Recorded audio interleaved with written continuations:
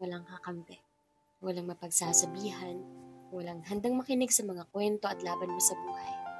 Mga labang ikaw lang ang nakakaalam. Mga labang ikaw lang ang lumalaban dahil kahit ni isa, walang may alam ng iyong kalagayan. Kaya mas pipiliin na lang maging matapang sa mga pagkakataong iyon. Mas pinipili na lang maging tahimik at iiyak lahat ng sakit sa sulok. Dahil ang mga inaasahan mong tutulong sa'yo, sila pa mismo ang magbibigay ng sakit na ikakahina mo. Sila pa ang hindi makakaintindi sa kalagayan mo. Mga tao na dapat kakampi mo sa lahat ng laban mo sa buhay, pero ibang-iba.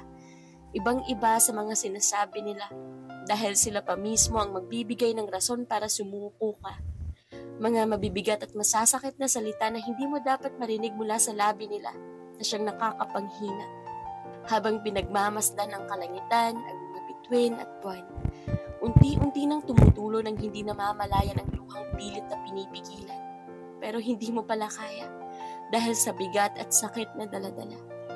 Kahit ang daya-daya ng tadhana kasi pagdating sa kanila, never kang nagkulang. Pinibigay mo ang lahat para sa kanila. You always give your best for them para maging masaya sila. To make them proud man lang sana, pero kulang pa rin pala. Kahit binigay mo na ang lahat, dugo, pawis at puyat, ngunit hindi pa rin sapat. Dahil sila'y naghahangad ng mas mataas pa dapat.